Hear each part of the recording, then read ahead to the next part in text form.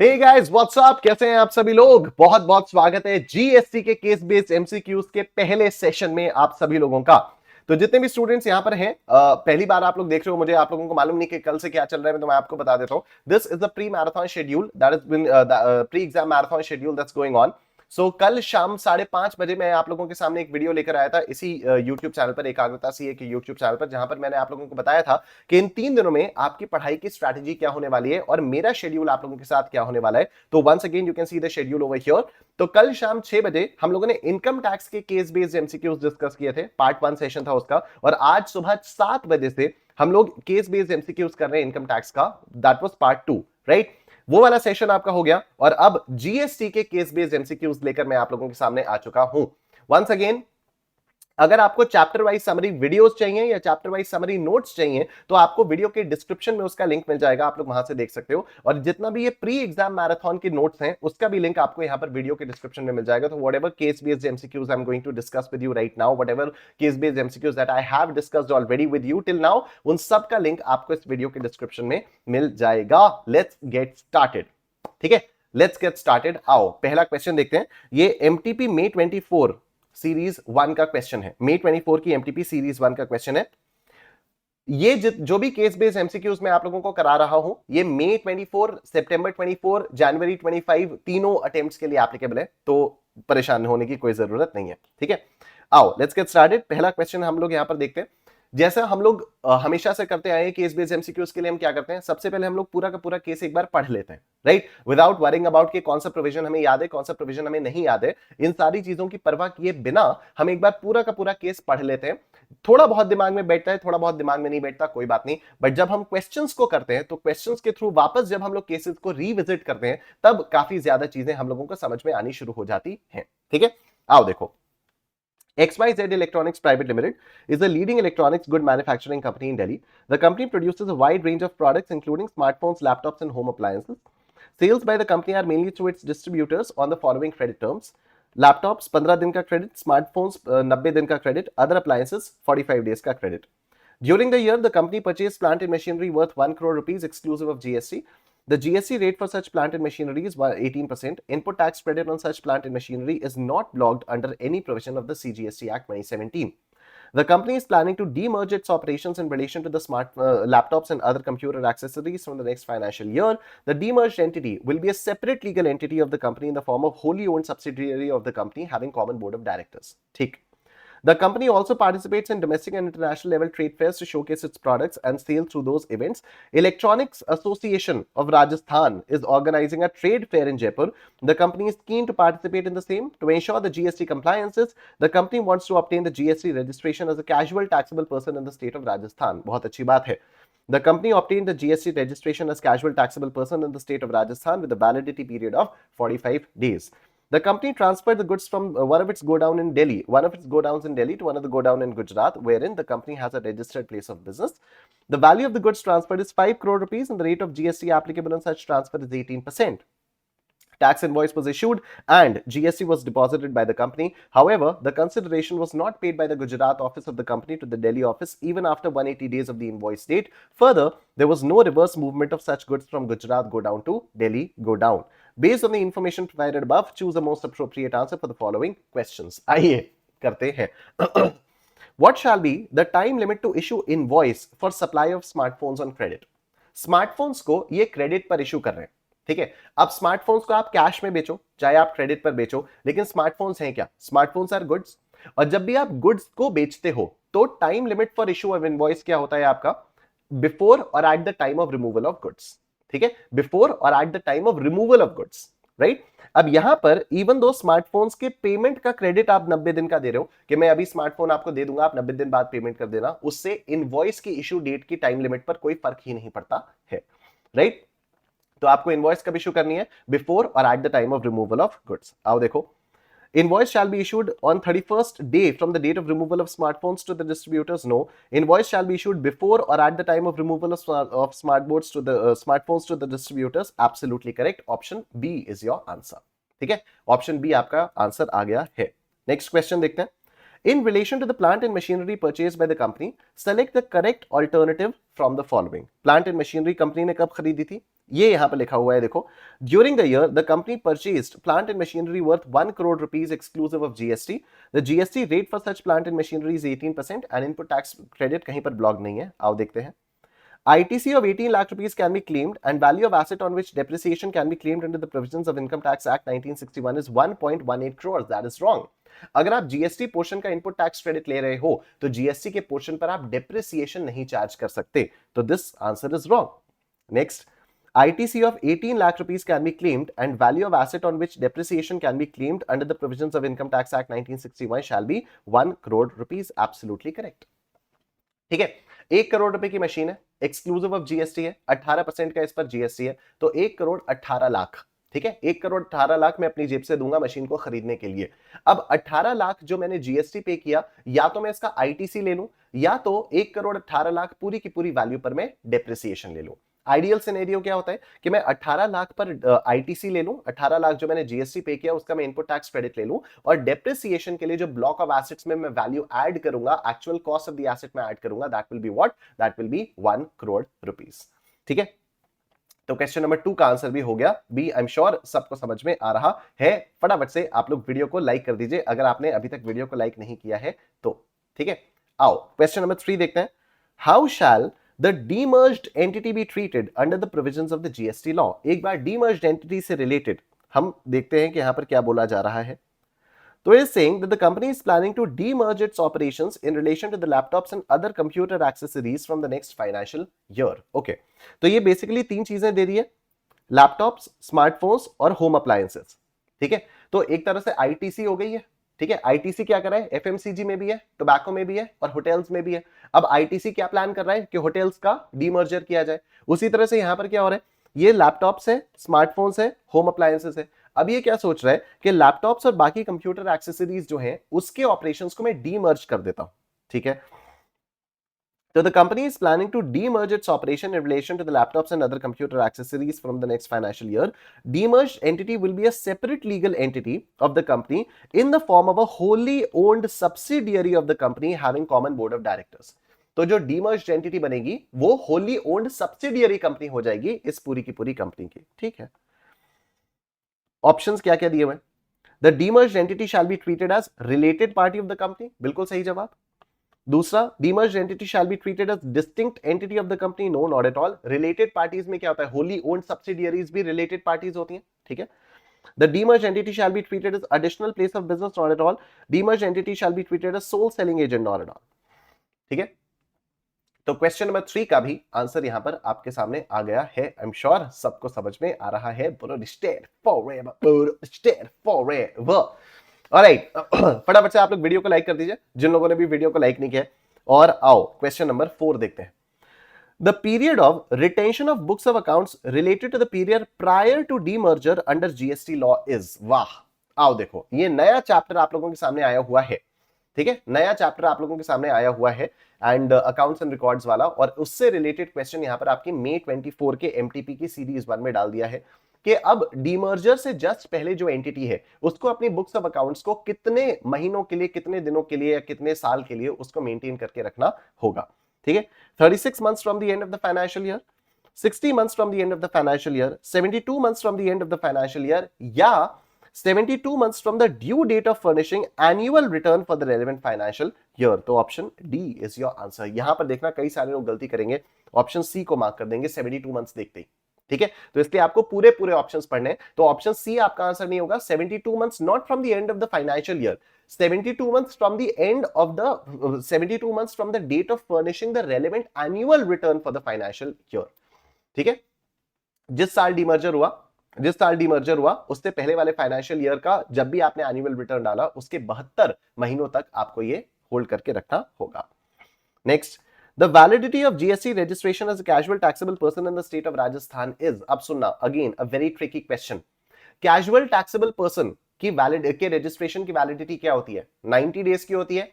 Wrong, एक चीज और होती है, कैजुअल टैक्सेबल पर्सन के रजिस्ट्रेशन की वैलिडिटी होती है 2, अर्लियर ऑफ द फॉलोइंग। क्या? या तो जो उसके कैजुअल टैक्सेबल पर्सन का जो भी रजिस्ट्रेशन सर्टिफिकेट है उसमें जब तक की डेट मेंशन है, या फिर 90 days, whichever is earlier. ठीक है, तो या तो date of the date mentioned in the, या तो date mentioned in that registration certificate, या तो 90 days whichever is earlier. Rajasthan में जब इन भाई साहब ने कैजुअल टैक्सेबल पर्सन वाली बात की थी, तो the company obtained GST registration as a casual taxable person in the state of Rajasthan with a validity period of 45 days। तो इस स्पेसिफिक क्वेश्चन का जो आंसर होगा वो क्या होगा, वो होगा 45 डेज। तो validity of GST registration as a casual taxable person in the state of Rajasthan is, general पूछा जाता कि मैक्सिमम पीरियड क्या होता है कैजुअल टैक्सेबल पर्सन की रजिस्ट्रेशन का, वैलिडिटी रजिस्ट्रेशन की वैलिडिटी का, तब आप 90 डेज कह सकते थे कि मैक्सिमम 90 डेज है, वो भी एक्सटेंडेबल है अप टू अनदर 90 डेज। ठीक है, initially 90 days plus extendable up to further 90 days. लेकिन यहां पर क्या है, यहां पर it has to be 45 days और 90 days whichever is earlier, क्योंकि इस स्पेसिफिक केस में रजिस्ट्रेशन 45 डेज के लिए अप्लाई किया था, ऑब्टेन किया था, तो 45 डेज ही आपका आंसर यहां पर आ जाएगा। ठीक, नेक्स्ट क्वेश्चन ये रहा आप लोगों के सामने। Which of the following statements is true in relation to the non-payment of consideration by the Gujarat go down to Delhi go down? आहा, आइए इसको देखते हैं एक बार। देखो फटाफट से देखो, यहां पर the company transferred the goods from one of its godown in Delhi to another godown in Gujarat where the company has a registered place of business। ठीक है, तो इसने एक दिल्ली से गुजरात में ट्रांसफर किया। ठीक है, एक स्टेट से दूसरे स्टेट में ट्रांसफर किया, अपने ही दो अलग अलग एंटिटीज में ट्रांसफर किया। क्या इनको डिस्टिंक्ट पर्संस मानेंगे? बिल्कुल इनको डिस्टिंक्ट पर्संस मानेंगे, क्योंकि दिल्ली में भी रजिस्ट्रेशन है और गोडाउन में और गुजरात में भी रजिस्ट्रेशन है। ठीक है, अब यहां पर क्या डिस्टिंक्ट पर्संस के बीच में इवन विदाउट कंसिडरेशन अगर ट्रांसफर होता है तो क्या उसको सप्लाई बोला जाता है? बिल्कुल उसको सप्लाई बोला जाता है। ठीक है, बिल्कुल इसको सप्लाई बोला जाता है। डिस्टिंक्ट पर्संस के बीच में, distinct establishments as per section 25, अगर डिस्टिंक्ट एस्टैब्लिशमेंट्स के बीच में ट्रांसफर हो रहा है गुड्स का, even if it is happening without consideration, तब भी उसको सप्लाई बोल दिया जाता है। राइट, अब सुनो, value of the goods transferred were 5 crore rupees and the rate of GST applicable on such transfer is 18%, 18%। Tax invoice was issued, बताइए टैक्स इनवॉइस भी इशू कर दी गई थी, and GST was deposited bye the company, company ने GST भी deposit कर दिया गया था। ठीक है, तो even if it happened without consideration, लेकिन जिन गुड्स को ट्रांसफर किया गया था उसकी वैल्यू 5 करोड़ थी, बाकायदा टैक्स इनवॉइस बनाई गई और इस 5 करोड़ रुपए पर 18% जीएसटी जमा भी कर दिया गया। फुल कंप्लायंस चल रही है, full compliance. Tax invoice was issued and GST was deposited by the company. However, the consideration was not paid by the Gujarat office of the company to the Delhi office even after 180 days of the invoice date। आपको याद है कि अगर मान लो मैं किसी से सामान खरीदता हूं, मैंने पैसा नहीं दिया है, लेकिन क्योंकि टैक्स इनवॉइस आ चुकी है और उसने जीएसटी जमा कर दिया, उसने जब जीएसटी जमा किया तो मेरे जीएसटीआर 2A 2B में रिफ्लेक्ट होने लग गया, तो मैंने उसका क्रेडिट ले लिया, पर मैंने अभी तक पेमेंट नहीं किया। अगर मैंने अभी तक पेमेंट नहीं किया तो क्या होगा? अगर मैं 180 days from the date of issue of invoice तक भी पेमेंट नहीं करता हूं, तो मुझे वो आईटीसी रिवर्स करना पड़ेगा, मुझे वो आईटीसी रिवर्स करना पड़ेगा। Yes, okay. However, the consideration was not paid by the Gujarat office 180 days तक भी। Further, there was no reverse movement of such goods from Gujarat go down to the Delhi go down। अब क्या हुआ? Gujarat godown ने ना तो 180 दिन तक पेमेंट किया और ना ही गुड्स वापस किए, तो होगा क्या? गुजरात गोडाउन को 180 डेज की एक्सपायरी के अगले महीने जब वो अपना जीएसटीआर 3B फाइल करेगी, तो जो भी आईटीसी इसने लिया था उसका रिवर्सल करना पड़ेगा। Right? Wrong. Actually general law ये कहता है कि अगर रेसिपिएंट ने 180 दिन के अंदर अंदर पेमेंट नहीं किया सप्लायर को, तो जितना भी आईटीसी उसने इस सप्लाई पर क्लेम किया था उसको इसे रिवर्स करना होगा। लेकिन इसके 3 एक्सेप्शंस हैं, लेकिन इसके 3 एक्सेप्शंस हैं। पहला एक्सेप्शन क्या है कि अगर रिवर्स चार्ज वाली कोई भी सप्लाई होगी तो उस पर ये 180 डेज वाला रेस्ट्रिक्शन नहीं अप्लाई होगा। दूसरा रेस्ट्रिक्शन क्या है कि अगर शेड्यूल 1 वाली कोई सप्लाई होगी तो उस पर भी ये 180 डेज वाला रेस्ट्रिक्शन अप्लाई नहीं करेगा। क्या ये शेड्यूल 1 वाली सप्लाई है? यस, ये शेड्यूल 1 वाली सप्लाई है। शेड्यूल 1 क्या कहता है? जीएसटी का जो सीजीएसटी एक्ट का शेड्यूल 1 है वो क्या बताता है कि अगर ये 4 एक्टिविटीज होती हैं इवन विदाउट कंसिडरेशन, तो हम इसको सप्लाई मान लेंगे। और उनमें से एक सप्लाई ये भी है कि रिलेटेड पर्संस या डिस्टिंक्ट पर्संस अंडर सेक्शन 25 के बीच में अगर ट्रांजैक्शंस हो रहे हैं इवन विदाउट कंसिडरेशन, तो उसको सप्लाई माना जाएगा। तो this transaction is a deemed supply as per schedule 1 to the CGST act, और इसीलिए इस पर ये 180 डेज वाले रेस्ट्रिक्शन अप्लाई नहीं करेगा। ठीक, आओ देखो। The Gujarat Godown shall reverse the ITC availed on the goods received from Delhi and also required to pay interest computed from the rate of invoice till the date of reversal of ITC. अगर ये distinct entities के बीच में supply नहीं होता ना, तो option ए ही आपका आंसर होता। अगर डिस्टिंक्ट एंटिटीज के बीच में नहीं होता, ये शेड्यूल 1 वाली सप्लाई नहीं होती, तब तो पक्का पक्का ऑप्शन ए आंसर होता कि भाई आईटीसी लेके बैठे हुए हो, पैसा दिए नहीं हो, तो आईटीसी को रिवर्स करो, इंटरेस्ट पेनल्टी वगैरह सब पे करो। लेकिन क्योंकि डिस्टिंक्ट एंटिटी है, इसलिए this will not be the answer. Gujarat Godown shall reverse the ITC availed on the goods. ये तो हो गई ना। Restriction of 180 days of the payment of consideration is not applicable in the present case. Option C will be your answer. I'm sure सबको समझ में आ गया। बोलो निश्चय forever, बोलो निश्चय forever, निश्चय forever, बोलो निश्चय forever. Very nice. आप लोग फटाफट से वीडियो को कर दो लाइक, ठीक है? एंड जितनों ने भी लाइक नहीं किया है, फटाफट से आप लोग वीडियो को कर दीजिए like. And let's move on to the next question, next case. और नेक्स्ट केस कहां से है? MTP May 24 series 2, MTP May 24 series 2। आओ देखो इसको। Ecotech Solutions Private Limited, Ecotech Solutions Private Limited is engaged in the manufacturing and supply of energy products and solutions across multiple states in India. Very good. The company manufactures solar panels and also imports certain category of solar panels as per the company customer orders. बहुत बढ़िया. The company also provides installation services and annual maintenance contracts for its products. बहुत ही शानदार. The company received an advance payment for a bulk order of goods in March 2024, but the delivery was completed in May 2024. Amount of advance received by the company was 1 crore rupees. During the month of March 24, the company sold goods worth 5 crore rupees and provided services amounting to 1 crore rupees to its customers across India. Goods worth 1 crore rupees sold under multiple invoices were returned by a customer due to defective quality in the month of March 24, which were originally sold by the company in December 23. The company had issued a GST credit note against the returned goods in March 2024. The company incurred an amount of 5 lakh rupees on the repair of the returned goods to make them resaleable in the market to customers other than a related party. Further, the customers who returned the goods issued an invoice to Gujarat unit of the company of 1 lakh rupees for the expense related to the return of goods. The goods were initially sold from the Gujarat unit of the company, but the same were returned to the Maharashtra unit of the company and subsequently moved by the company from Maharashtra unit to the Gujarat unit, that is, the original place of supply.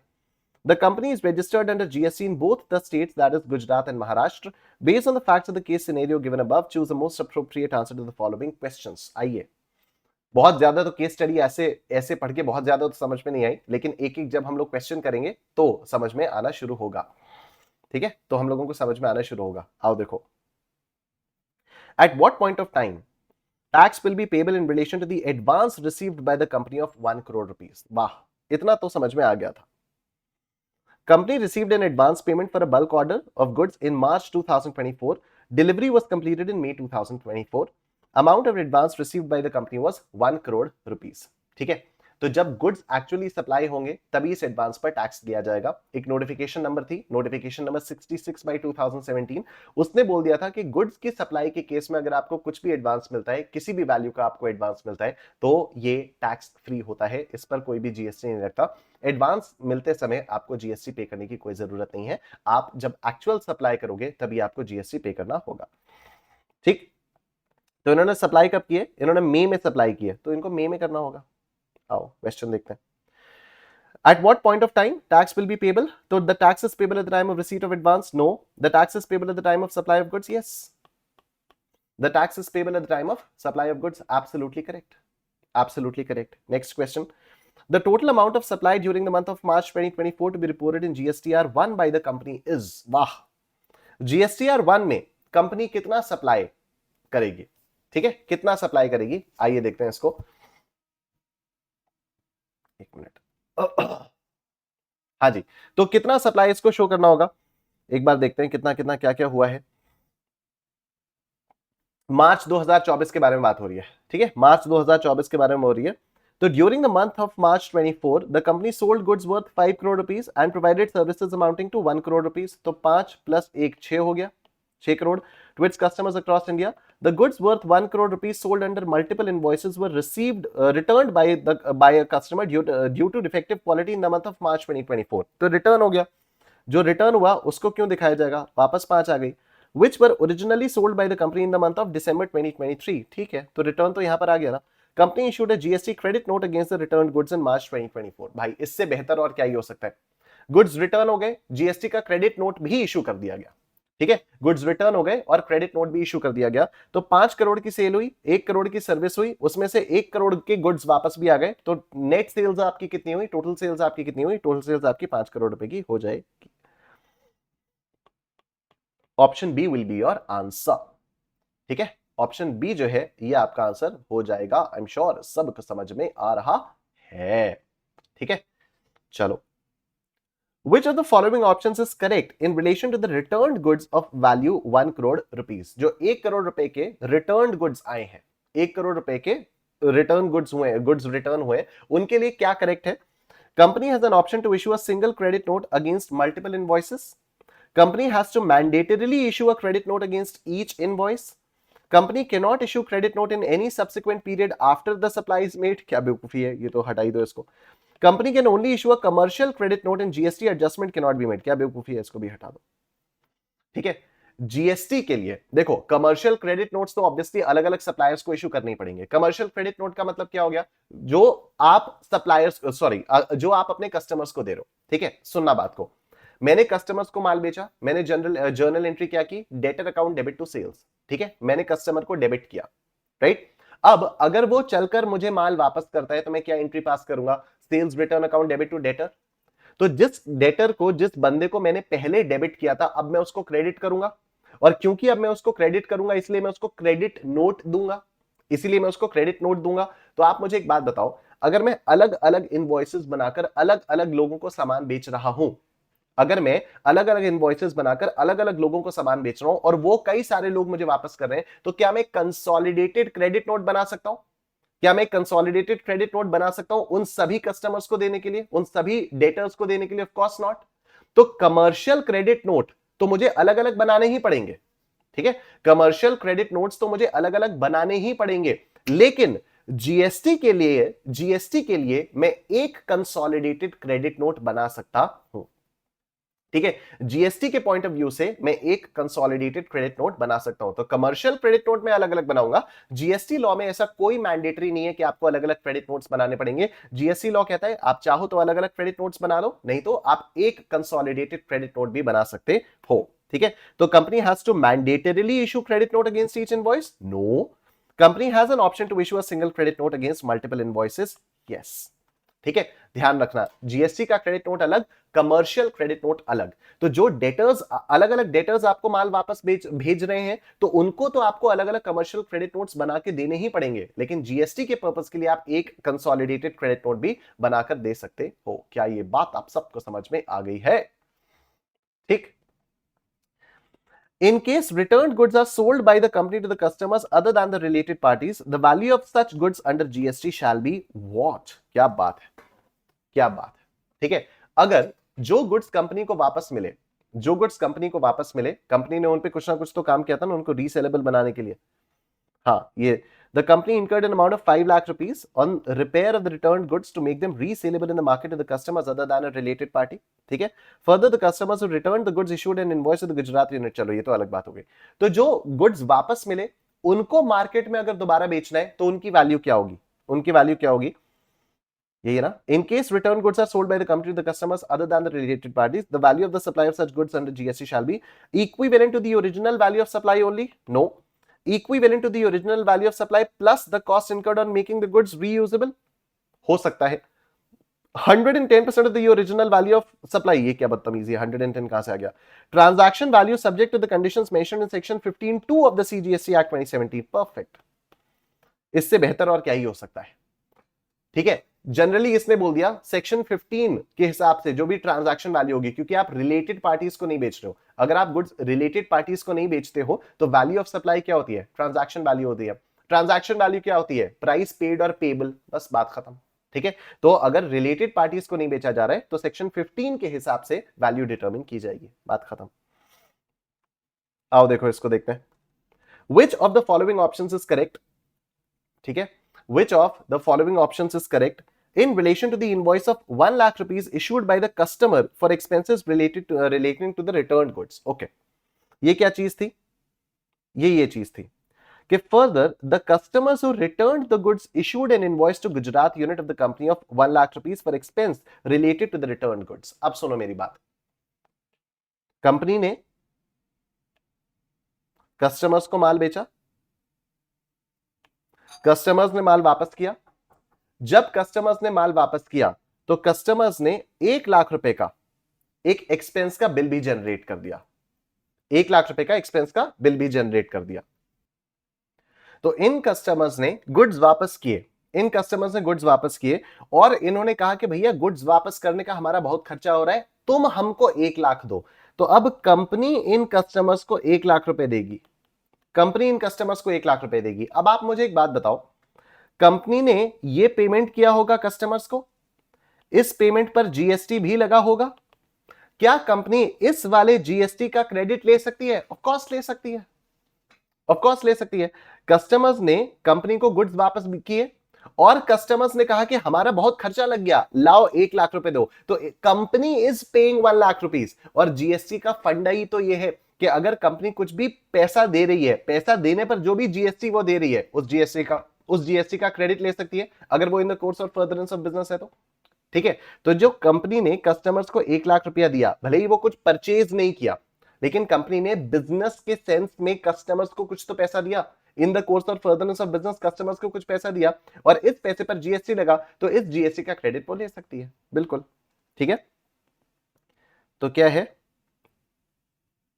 which of the following options is correct in relation to the invoice of 1 lakh rupees issued by the customer for expenses related to the return goods? The company shall be eligible to avail full input tax credit. The company shall not be allowed to avail input tax credit. Company shall not be allowed to avail input tax credit in excess of 50% of the tax amount charged. Company shall be allowed to claim input tax credit only if it has not issued any credit note to the customers against such returned goods. ठीक है, तो option ए आपका correct answer आ जा रहा है। आओ इस case का लास्ट क्वेश्चन देखते हैं। While moving the goods from Maharashtra unit to the Gujarat unit by the company, Maharashtra से गुजरात यूनिट पर जब गया तो goods shall be accompanied by original invoice issued in December 23, invoice issued by returning customer to the Gujarat unit of the company, invoice by Maharashtra unit to the Gujarat unit of the company, या delivery challan issued by the customer to the company। अब बताओ, अब देखिए एक नया यहां पर सवाल खड़ा होता है। अब यहां पर एक नया सवाल खड़ा होता है, इसके लिए हमें एक बार केस को फिर से समझना होगा। आइए देखते हैं, आओ देखो, कंपनी ने दिसंबर 2023 में, ठीक है, originally sold by the company in December 2023, और ये जो गुड्स हैं जो कस्टमर्स ने भेजे थे, customers who returned the goods issued an invoice to Gujarat unit of the component for 1 lakh rupees हो गया। Goods were initially sold from the Gujarat unit of the company, but the same were returned to the Maharashtra unit of the company and subsequently moved by the company from Maharashtra to Gujarat. Okay. Gujarat unit ने customers को goods बेचे थे दिसंबर 2023 में। ठीक है, Gujarat unit ने customers को goods बेचे थे दिसंबर 2023 में, राइट। कस्टमर्स ने महाराष्ट्र यूनिट को रिटर्न कर दिए, कंपनी ने महाराष्ट्र यूनिट को रिटर्न कर दिया, यही बात हुई यहां पर। फर्दर ये देखो, the goods were initially sold from the Gujarat unit of the company, but the same were returned to Maharashtra unit of the company and subsequently moved by the company from Maharashtra unit to Gujarat unit। ठीक है, तो customers ने Maharashtra unit में ही goods को वापस कर दिया कि भाई तुम एक ही तो कंपनी हो, हमने वहां से खरीदे थे, बकवास गुड्स है ये, रखो वापस। महाराष्ट्र यूनिट में कंपनी ने महाराष्ट्र यूनिट में कस्टमर्स ने गुड्स को वापस भेज दिया, वापस दिया। और अब कंपनी ने क्या किया, महाराष्ट्र यूनिट से गुजरात यूनिट में गुड्स का मूवमेंट करवाया, महाराष्ट्र यूनिट से गुजरात यूनिट में गुड्स का मूवमेंट करवाया। सवाल ये पैदा होता है कि जब महाराष्ट्र यूनिट से गुजरात यूनिट पर सामान मूव करवाया जाएगा, सामान भेजा जाएगा, तो फिर ये इसके साथ क्या कोई डॉक्यूमेंट वगैरह होगा ना? क्या महाराष्ट्र यूनिट एक इनवॉइस जनरेट करके देगी? क्या होगा डिलीवरी चालान, क्या होगा, क्या ये पूछा जा रहा है। ठीक है, सिंपली ये पूछा जा रहा है कि जब महाराष्ट्र यूनिट से गुजरात यूनिट में सामान भेजा जाएगा तो कौन सा डॉक्यूमेंट साथ में होगा। आओ देखो, original invoice issued in December 2023, इसका कोई सेंस नहीं है। ठीक है, दिसंबर 23 में जो ओरिजिनल इनवॉइस इशू हुई थी उसका क्या सेंस है? कोई सेंस नहीं है।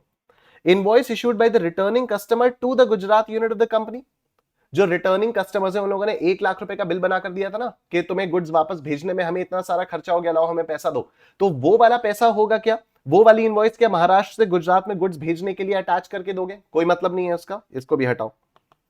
Invoice by Maharashtra unit to the Gujarat unit of the company. This is the only thing that makes sense. This is the only thing that makes sense. सुनो, delivery चालान delivery चालान, कई लोगों के मन में डिलीवरी चालान आ रहा होगा। करेक्ट है, correct है। डिलीवरी चालान करेक्ट तब होता अगर महाराष्ट्र यूनिट एक डिलीवरी चालान इशू करके गुड्स के साथ भेजती कि भाई ये गुड्स गुजरात यूनिट में भेजने हैं।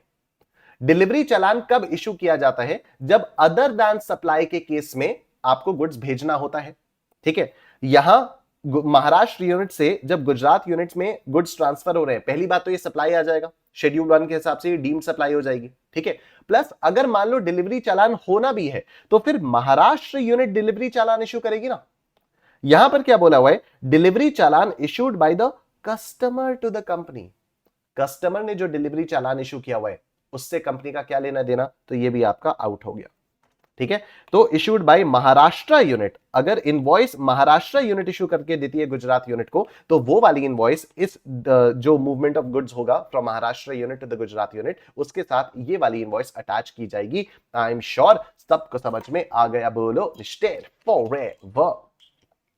ठीक है, तो काफी शानदार केस था ये, मई 24 के एमटीपी की सीरीज 2 का ये सवाल आपके सामने था। ठीक है, आइए let's move on to the next question. MTP May 2023 series 1, let's see. Purva logistics, a goods transport agency है, is registered under GST. It did not exercise the option to itself pay GST on services supplied by it in the preceding financial year. It provided goods transport services taxable at 5%. It provided goods transport services taxable at 5% of the following persons in February of the preceding financial year. Kunal Traders, an unregistered partnership firm. Mr. Amar, who is not registered under GST. Small Traders Cooperative Society registered under Societies Registration Act. In a particular consignment in March of the preceding financial year, Purva Logistics transported the following: defense equipments, railway equipments, organic manure. Purva Logistics exercises the option to itself pay GST on services supplied by it at 12% from April of the current financial year. ठीक है, पिछले साल तक 5% के rate पर GST लग रहा था, खुद नहीं पे कर रही थी, आरसीएम लग रहा होगा। ठीक है, लेकिन इस साल से एफसीएम फॉरवर्ड चार्ज मैकेनिज्म लग जाएगा, 12% से खुद से देने की बात कर रही है। It provided goods transport services to Bama Steels Private Limited on 1st April and issued an invoice dated 5th May. Payment was received on 6th May. Based on the information provided above, choose the most appropriate answer for the following questions. Which of the following persons are liable to pay GST and reverse charge in respect of GTA services provided by Purva Logistics in February of the preceding financial year? ठीक है, Kunal traders, mister अमर या small traders cooperative society. ठीक है, Kunal traders, mister अमर या small traders cooperative society. अब देखो यहां पर कुणाल ट्रेडर्स होंगे क्या? बिल्कुल होंगे। क्यों? क्योंकि ये अनरजिस्टर्ड पर्सन है। ये अनरजिस्टर्ड है क्या? Kunal traders N unregistered partnership firm है। कोई भी अनरजिस्टर्ड इंडिविजुअल होता तो नहीं होता, ठीक है, लेकिन पार्टनरशिप फर्म इंक्लूडिंग एलएलपी, ये even if they are unregistered तो भी इन लोगों को सप्लाई करना पड़ेगा। होता क्या है, लॉ कहते हैं कि जीटीए अगर स्पेसिफाइड रेसिपिएंट्स को goods transport agency services supply कर रहा है और वो फॉरवर्ड चार्ज मैकेनिज्म में जीएसटी पे नहीं कर रहा है, तो जो स्पेसिफाइड रेसिपिएंट्स हैं उनको रिवर्स चार्ज में जीएसटी पे करना पड़ेगा। ठीक है, उसमें से एक ही आ जाती है partnership firm including LLP, whether registered और अनरजिस्टर्ड। ठीक है, ये आ जाता है। तो ऑप्शन ए, मतलब ये सॉरी, कुणाल ट्रेडर्स को तो जीएसटी रिवर्स चार्ज में पे करना ही करना पड़ेगा। Mister Amar who is not registered under GST, ये अनरजिस्टर्ड इंडिविजुअल है, तो अनरजिस्टर्ड इंडिविजुअल को बिल्कुल भी जीएसटी रिवर्स चार्ज में पे करने की आवश्यकता नहीं है। Small traders cooperative society which is a registered society under the societies registration act, तो ठीक है, इन दोनों को जीएसटी पे करना होगा रिवर्स चार्ज में, कुणाल ट्रेडर्स और स्मॉल ट्रेडर्स कोऑपरेटिव सोसाइटी। ठीक है, तो किनको किनको करना होगा, कुणाल ट्रेडर्स और small traders 1 and 3, option C is your answer. ठीक है, ऑप्शन सी जो है ये आपका आंसर आ गया है। Transportation of dash by Purva logistics is exempt from GST. ठीक है, तो अब आओ इसको देखते हैं। Transportation of what will be exempt, defence equipment, yes it's exempt. Railway equipment, railway equipment अब टैक्सेबल हो गया है। ठीक है, रेलवे इक्विपमेंट किसी टाइम पर एग्जेम्प्ट होता था, लेकिन अब ये टैक्सेबल हो गया है। ऑर्गेनिक मैन्योर अभी भी एग्जेम्प्ट है, तो 1 and C will be your answer, 1 and 3 will be your answer. ठीक है, 1 एंड 3 ये आपका आंसर हो जाएगा। आओ इधर देखते हैं। What will be the time of supply in respect of services provided by Purva Logistics to Bama Steels Limited Private Limited? ठीक है, टाइम ऑफ सप्लाई यहां पर आपका होगा। अब देखो बामा, ओके, तो ये फॉरवर्ड चार्ज वाली सर्विसेज है, क्योंकि बामा को तो इसने एफसीएम में रजिस्टर होने के बाद सर्विसेज दी थी।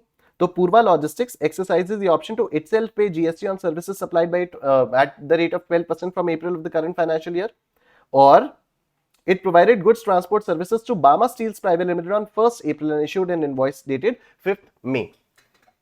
ठीक है, issued the invoice dated 5th May. Services अगर आप सप्लाई कर रहे हो तो इशू आपकी कब हो जानी चाहिए, 30 दिन के अंदर अंदर।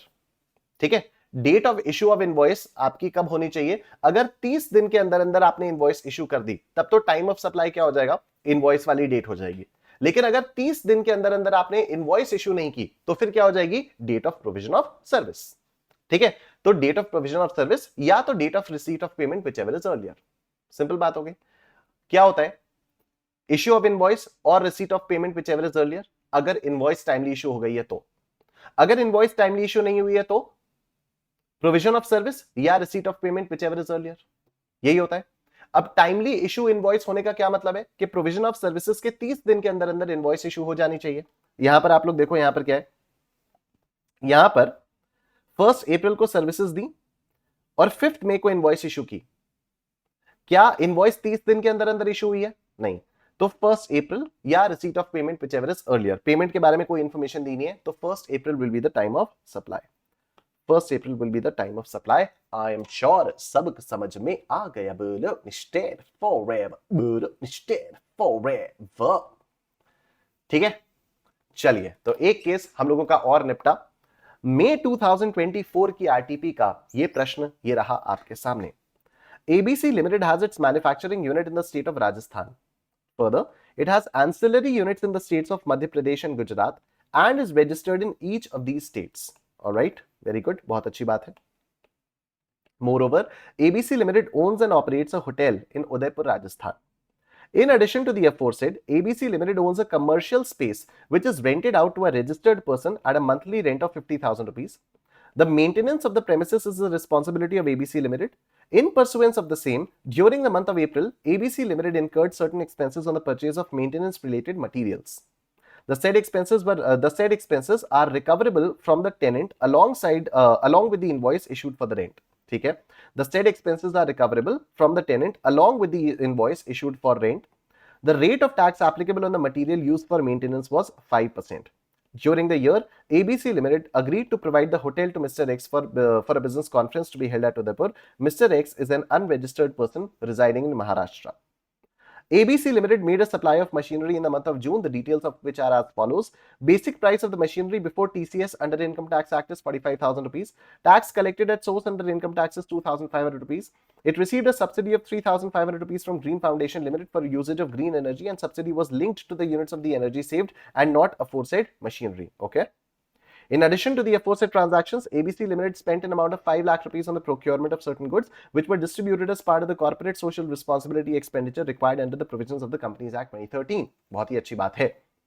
During the scrutiny proceedings in the state of Gujarat, jurisdictional GST officer asked ABC Limited to submit the copy of audited financial statements for Gujarat and was of the view that ABC Limited is required to get its accounts audited by a CA separately under GST law for filing annual return and reconciliation statement in each state. All the above amounts are exclusive of GST wherever applicable. The rate of GST on all inward and outward supplies is 18% unless otherwise mentioned. Assume that there is no other outward or inward transactions apart from the aforesaid transactions. Based on the facts of the case scenario given above, choose the most appropriate answer to the questions below. For the transaction related to renting of commercial space, what should be the rate of tax charged by ABC Limited? Renting के लिए क्या होना चाहिए? तो साफ साफ दिया हुआ है, all the above amounts are exclusive of GST. The rate of GST on all inward and outward supplies is 18% unless otherwise mentioned. ठीक है, तो जो कमर्शियल स्पेस की इन्होंने रेंटिंग की है, जो कमर्शियल स्पेस की इन लोगों ने इन्होंने रेंटिंग की है, क्या उस पर जीएसटी का कुछ दिया हुआ है? In addition to the aforesaid commercial space दिया है 50,000 पर, उसको रेंट किया हुआ है। ठीक है, ये जो 5% का क्या दिया है, the rate of tax, the rate applicable on the material use for maintenance was 5%। तो बेसिकली है क्या, जो कमर्शियल स्पेस की मेंटेनेंस के लिए इन लोगों ने रिलेटेड मटेरियल परचेज किया है, ये दिया हुआ है ना, ये दिया हुआ है। In pursuance of the same, during the month of April, ABC Limited incurred certain expenses on the purchase of maintenance-related materials. तो जो maintenance related materials को purchase किया है, उस पर GST 5% का है। सवाल ने हम लोगों से पूछा है जो रेंटिंग ऑफ कमर्शियल स्पेस है उस पर जीएसटी कितना लगेगा, तो उस पर तो जीएसटी जाहिर सी बात है कितने का लगेगा, उस पर जीएसटी साफ साफ 18% के रेट से लगेगा। ठीक है, तो the rate of GST on rent and maintenance material related recovery will be 18%। ठीक है, तो यहां पर 18% का रेट आपका हो जाएगा, option A is your answer. Compute the value of supply under section 15 of the CGST Act 2017 made by ABC Limited in the month of June। Okay, value of supply निकालते हैं। जून महीने में इन्होंने ये सप्लाई दिया है। ओके, आओ let's say basic price of the machinery before TCS कितना है, 45,000। वेरी गुड, प्राइस तो लेंगे ही लेंगे। Tax collected at source 2,500। क्या ये टीसीएस ऐड होगा वैल्यू ऑफ सप्लाई में? नहीं, टीसीएस तो टेम्पररी कलेक्शन होता है ना टैक्स में, इसका बाद में आपको क्रेडिट मिल जाता है। तो हम लोगों ने क्लास में भी ये वाला क्वेश्चन डिस्कस किया हुआ है कि जो टीसीएस इनकम टैक्स में जो टीसीएस कलेक्ट किया जाता है वो वैल्यू में ऐड थोड़ी होता है। यूजुअली टैक्सेस ऐड होते हैं, लेकिन जो टीसीएस है वो तो टेम्पररी नेचर का टैक्स है ना, बाद में रिवर्स हो जाता है। तो लॉजिकली अगर देखा जाए तो this is not something that you are paying to the government for in permanence. ठीक है, ये आप टेम्परेरीली आप देते हो टीसीएस और बाद में आपको इसका क्रेडिट मिल जाता है, तो ये तो ऐड नहीं होगा। एबीसी लिमिटेड ने एक मशीनरी सप्लाई की है। It received a subsidy of 3,500 rupees. Subsidy add होती है क्या? यस, सब्सिडी ऐड होती है, लेकिन सब्सिडी कब ऐड होती है? अगर वो directly linked to the price of the product हो। ठीक है, पहली बात तो वो सब्सिडी गवर्नमेंट से नहीं मिली हुई होनी चाहिए, गवर्नमेंट की मिली हुई सब्सिडी ऐड नहीं होती है। गवर्नमेंट के अलावा अगर कहीं और से सब्सिडी मिली हुई होती है तो वो ऐड होती है अगर वो प्राइस से डायरेक्टली लिंक्ड हो तो। So it received a subsidy of 3,500 rupees from Green Foundation Limited for usage of green energy, and the subsidy was linked to the units of energy saved and not aforesaid machinery। aforesaid machinery से linked थी ही नहीं subsidy, तो अगर subsidy इस machinery से linked थी ही नहीं तो क्या ये ऐड होगा? क्या इसकी वैल्यू ऐड होगी? क्या सब्सिडी ऐड होगी? नहीं, तो वैल्यू कितनी हो जाएगी? Value will be 45,000 rupees only. Value will be 45,000 rupees only। With respect to the hotel accommodation services provided to Mr. X, GST payable by ABC Limited is okay। Hotel accommodation के बारे में हम लोग बात करते हैं। कहां है होटल अकोमोडेशन के बारे में कुछ तो दिया होगा, ये रहा। During the year, ABC Limited agreed to provide the hotel to Mr. X for a business conference to be held at Udaipur। Mr. X is an unregistered person residing in Maharashtra। ठीक है, और इनकी commercial space है कहां पर? ये जो hotel दे रहे हैं ये राजस्थान में है। ठीक है, तो होटल के लिए प्लेस ऑफ सप्लाई क्या होती है? Place where the immovable property is located. ठीक है, तो जो आईजीएसटी में हम लोगों ने प्लेस ऑफ सप्लाई के प्रोविजंस पढ़े थे उसमें क्या था, अगर रजिस्टर्ड बंदे को दे रहे हो तो जिस भी स्टेट में उसका रजिस्ट्रेशन है वो प्लेस ऑफ सप्लाई हो जाएगी। अगर अनरजिस्टर्ड को दे रहे हो तो जो भी जहां पर भी सप्लायर रजिस्टर्ड है वो हो जाएगा। लेकिन इसके बहुत सारे एक्सेप्शन थे और उनमें से एक एक्सेप्शन ये होटल वाला था। और यहां पर हमने क्या बात की थी कि अगर होटल वाली सर्विसेज कहीं पर दी जा रही हैं तो जहां पर वो इमूवेबल प्रॉपर्टी लोकेटेड है that will be the place of supply. ठीक है, जो टैक्स पे किया जाता है वो सीजीएसटी एसजीएसटी लगता है कब? अगर लोकेशन ऑफ सप्लायर और place of supply same state में हो। यहां पर अब आप एक बात बताओ, लोकेशन ऑफ सप्लायर राजस्थान में, लोकेशन ऑफ सप्लायर राजस्थान में है, place of supply Rajasthan, hotel यहीं पर तो है, प्लेस ऑफ सप्लाई राजस्थान, ठीक है, place of supply is also Rajasthan. ABC limited agree to provide the hotel to mister X for a business conference to be held in Udaipur, right.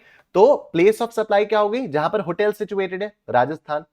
Location of supplier Rajasthan. Intra state transaction हो गया, और अगर intra state transaction हो गया तो GST कौन सा लगेगा? सीजीएसटी एसजीएसटी या आईजीएसटी? सीजीएसटी एसजीएसटी, जाहिर सी बात है। Nil GST on accommodation services is payable by the recipient, Mr. X, under reverse charge. Ghanta. Nil GST on accommodation services provided to an unregistered person is exempt. वाह. In the nature of CGST and SGST, yes. ठीक है, तो option C is your answer. Option C जो है ये आपका answer आ गया है। आई एम श्योर सबको समझ में आ गया। बोलो निश 10 फॉरएवर। ठीक है, which of the following options is correct with regard to the availability of ITC to ABC Limited in respect of GST paid on the procurement of goods meant for the purpose of corporate social responsibility activity? Okay, corporate social responsibility क्या in the course or furtherance of business है? साफ साफ GST में input tax credit लेने का एक rule है, और वो रूल ये है कि अगर आप जो गुड्स खरीद रहे हो वो इन द कोर्स और फर्दरेंस ऑफ बिजनेस आप उसको यूज करोगे, तभी आप वो उस खरीद पर जीएसटी जो पे करते हो उसका क्रेडिट आप ले सकते हो, अदरवाइज आप नहीं ले सकते। ठीक है, तो अगर आप कॉर्पोरेट सोशल रिस्पॉन्सिबिलिटी में गुड्स को यूज कर रहे हो तो वो इन द कोर्स और फर्दरेंस ऑफ बिजनेस तो हो नहीं गया, अच्छी बात है, लेकिन वो इन द कोर्स और फर्दरेंस ऑफ बिजनेस नहीं हुआ तो उस पर आईटीसी आपको नहीं मिलेगा। Amount of ITC related to such procurement of goods is not available to ABC. ठीक है, तो ये जो अमाउंट ऑफ आईटीसी है this will not be available. Next, which of the following options is correct with regard to the advice given by GST officer in respect of auditing of accounts? GST officer ने क्या बोला था? कुछ तो बोल के गया। During the scrutiny proceedings in the state of Gujarat, jurisdictional GST officer asked ABC Limited to submit the copy of audited financial statements for Gujarat. ठीक है, कोई दिक्कत नहीं है, ये तो स्क्रूटिनी प्रोसीडिंग्स हो गई, ऑडिटेड फाइनेंशियल स्टेटमेंट्स की कॉपी सबमिट करने के लिए वो कह सकता है। And was of the view that ABC Limited is required to get its accounts audited by a CA separately under GST law. ऐसे थोड़ी होता है। For filing annual return and reconciliation statement in each state. Annual return और रेकंसिलिएशन statement के लिए CA से accounts को फिर से ऑडिट कराने की जरूरत है क्या जीएसटी में? नहीं, आप एनुअल रिटर्न फाइल करते हो और उसके साथ अगर 5 करोड़ से ऊपर की आपका वो होता है तो फिर आप एक सेल्फ सर्टिफाइड रेकंसिलिएशन स्टेटमेंट फाइल करते हो। ठीक है, आप एक सेल्फ सर्टिफाइड रेकंसिलिएशन स्टेटमेंट फाइल करते हो अगर आपका टर्नओवर 5 करोड़ को क्रॉस करता है तो। ठीक है, अगर टर्नओवर 5 करोड़ क्रॉस करता है तो आप एक सेल्फ सर्टिफाइड रेकंसिलिएशन स्टेटमेंट फाइल करते हो। तो यहां पर ये जो ज्यूरिसडिक्शनल ऑफिसर है ये कह रहा है कि फिर से कराओ, गलत है। There is no requirement of separate audit of the financial statements from the perspective of GST provisions. Absolutely correct, option A is your answer. I am sure सबको समझ में आ गया। Stand forever, stand forever, stand forever, stand forever. Done, मजा आ रहा है? I hope समझ में आ रहा है, मजा आ रहा है। एक साथ बहुत सारी चीजें जो मैं हमेशा से बोलता रहा हूं कि केस बेस्ड एमसीक्यूज के थ्रू रिवाइज करना बेस्ट होता है, क्योंकि आप एक साथ बहुत सारी चीजें रिकॉल कर पाते हो। आइए नेक्स्ट क्वेश्चन देखते हैं। एमटीपी नवंबर 23 सीरीज 1 का सवाल। Miss Chanchala is a doctor, miss Chanchala is a doctor, registered person under GST as a monthly return filer having inpatient facility in her hospital. She availed interior decoration services from her spouse without any consideration being paid.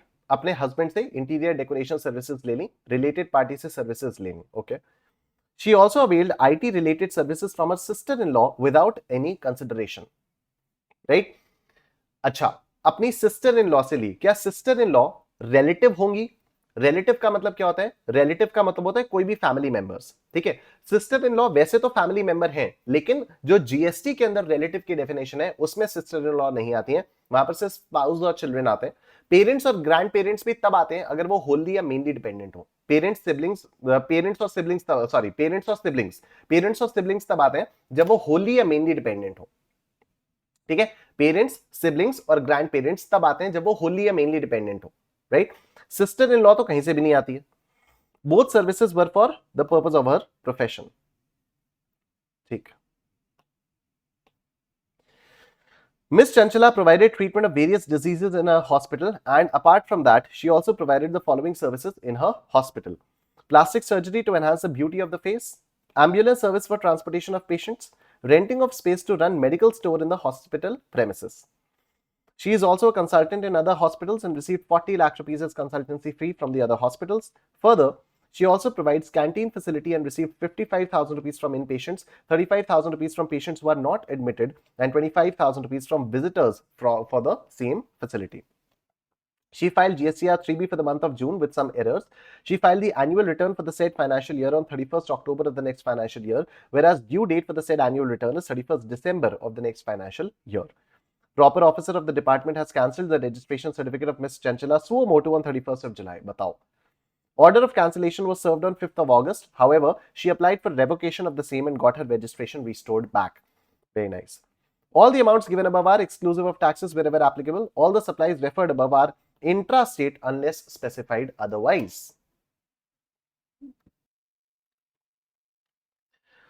From the information given above, choose the most appropriate answer for the following questions. Which of the following is a correct statement as per the provisions of the CGST Act 2017? आओ देखो. Services availed from her spouse is a deemed supply. क्या ये correct है? Services availed from her spouse is a deemed supply. Yes. Without consideration, अगर related parties के बीच में transaction होता है तो फिर supply मान लिया जाता है. Services availed from her sister-in-law is a deemed supply. That is wrong. ठीक है, क्योंकि sister-in-law relative के definition में आती ही नहीं है, right? Services availed from her spouse is not a deemed supply. That is wrong. Services availed from her sister-in-law is not a deemed supply. That is correct. So 1 and 4. 1 and 4 option A is your answer. ठीक है, option A जो है ये आपका answer आ रहा है. Next question. Compute the taxable value of supply of canteen services provided by miss Chanchala. Canteen services से कितना कितना कमाया इन्होंने 55,000 रुपीज कमाया इन पेशेंट से. तो ये तो वैल्यू ऑफ टैक्सेबल सप्लाई में नहीं आएगा, क्योंकि मेडिकल सर्विसेज इन जनरल क्या होती हैं? एग्जेम्प्ट होती हैं. तो मेडिकल सर्विसेज अगर इन जनरल एग्जेम्प्ट होती हैं और ये आप कैंटीन फैसिलिटी चला रहे हो और इन पेशेंट से जो आप पैसा लेते हो तो वो मेडिकल, वो कॉम्पोजिट सप्लाई हो जाती है. ठीक है, मेडिकल सर्विसेज आपकी एग्जेम्प्ट होती हैं, और अगर इन पेशेंट्स को आप कैंटीन फैसिलिटी के थ्रू सामान खाना वाना प्रोवाइड कर रहे हो और उससे आप पैसा ले रहे हो, तो इन पेशेंट से जितना भी पैसा लिया जाता है वो आपका मेडिकल सर्विसेज का ही पार्ट मान लिया जाता है, because it is a part of the medical services and medical services are exempt from GST. अगर medical services exempt from GST है तो इस पर कोई जीएसटी नहीं लगेगा. ठीक. 35,000 rupees from patients who are not admitted, इस पर जीएसटी लगेगा. And 25,000 rupees from visitors for the same facility, इस पर भी जीएसटी लग जाएगा. तो 35,000 प्लस 25,000 रुपीज कितना? 60,000 रुपीज आपकी वैल्यू हो जाएगी. तो टैक्सेबल वैल्यू ऑफ सप्लाई कितनी हो जाएगी? Taxable value of supply 60,000 rupees की हो जाएगी. नेक्स्ट देखो. By which date Miss Chanchala should have applied for revocation of cancellation of registration certificate in case no extension is granted? ठीक है, तो किस दिन होना चाहिए? तो जिस दिन आपको कैंसिलेशन का वो आया, ऑर्डर आया, उसके 30 दिन के अंदर अंदर आपको रेवोकेशन के लिए अप्लाई कर देना चाहिए. तो कैंसिलेशन का ऑर्डर कब आया? Proper officer of the department had cancelled the registration certificate of Miss Chanchala suo motu on 31st July. Order of cancellation was served on 5th August. ठीक है, तो कैंसिल किया गया 31st जुलाई, लेकिन ऑर्डर कब आया? ऑर्डर आया 5th अगस्त. तो जिस दिन ऑर्डर आया उसके 30 दिन के अंदर अंदर आप रेवोकेशन के लिए अप्लाई करो. तो आप 6th से काउंटिंग करना स्टार्ट करोगे. 5th को तो आ गया, तो 6th would be the first day, 7th would be the second day and so on. तो कैलकुलेटर देवता जरा प्रकट हो. ना बेटे, अरे भाई, तुम जाओ यहां से.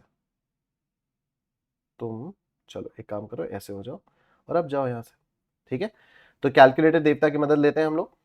तो अगस्त में कितने दिन, 5 अगस्त को आ गया ना, तो 31 माइनस 5, 26 दिन अगस्त के हो गए, और फिर 4 दिन सितंबर के, तो 30 डेज हो जाएंगे। तो 4 सितंबर तक इसको रेवोकेशन के लिए अप्लाई कर देना चाहिए। 4 सितंबर, option D is your answer, ठीक है।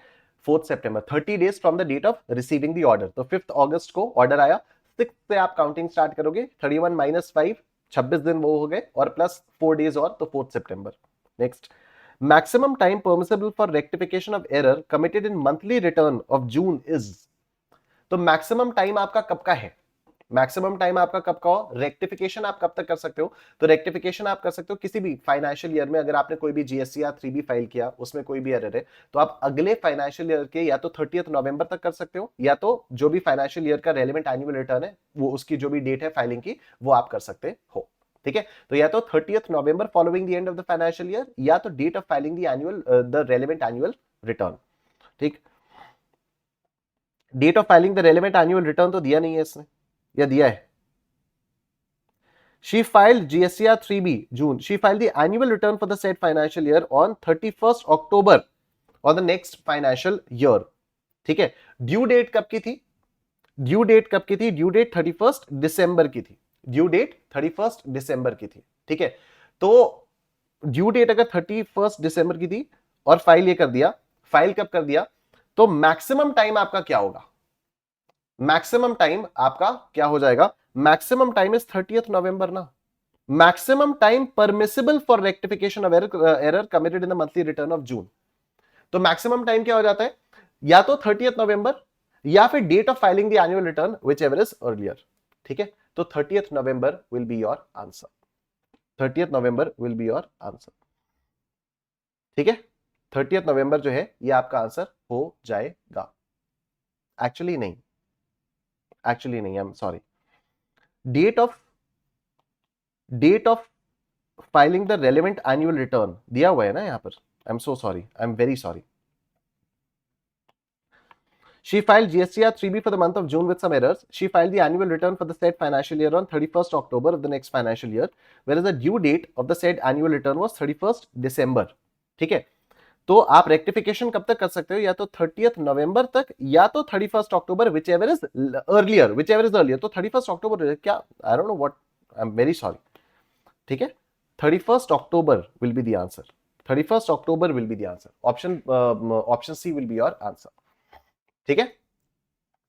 Option C will be your answer, 30th November या फिर 31st अक्टूबर, क्योंकि एनुअल रिटर्न 31st अक्टूबर तक फाइल हो चुका है, वेरी सॉरी, आई डोंट क्या हो गया था, ठीक। एनीवे, तो क्वेश्चन नंबर 4 का आंसर हो जाएगा ऑप्शन सी, ठीक है।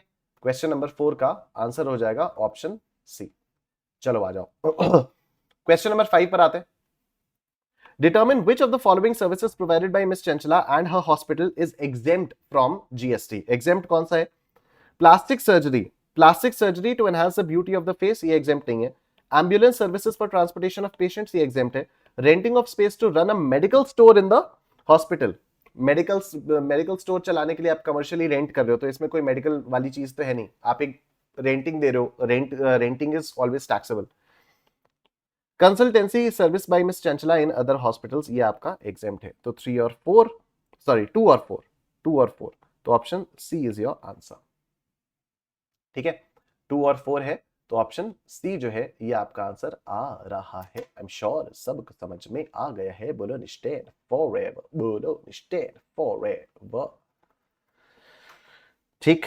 चलिए, एमटीपी नवंबर 2023 सीरीज 2, एमटीपी नवंबर 2023 सीरीज 2 का सवाल हम लोग यहां पर देखते हैं, ठीक है। आओ फटाफट से देखते हैं इसको। This is question number 6। Messrs. Neelkanth and Company, a registered supplier under GST. A registered supplier under GST is dealing in supply of taxable goods in the state of Karnataka. Okay. The firm had opted for composition scheme from April month of last financial year. Its turnover crossed 1.5 crores on 9th May of the current financial year and had opted for withdrawal of composition scheme on the said date. Neelkanth and Company removed goods on 10th June for delivery to Chandra and Company on sale or return basis. Chandra and Company accepted the goods by its confirmation mail dated 15th December. Firm had paid GST for various items during the month of August. It comprised the following: GST paid on input services intended to be used for personal purposes 12,000. ठीक है. GST paid on purchase of motor vehicle for business use being a two-wheeler having engine capacity of 25 cc 9,000. GST paid on purchase of computer 19,000. GST portion was included as part of the cost to claim depreciation under the Income Tax Act 1961. During May, Neelkant and Company had reversed ITC of 10,000 rupees for not making payment to vendors within the time prescribed under CGST Act 2017. This pending payment was cleared in the month of August. Out of the purchases made in ITC availed during the earlier months, the following information is made available on September. XYZ, payment is due for 165 days. Payment is due for 165 days. Related ITC component 13,000 हो गया.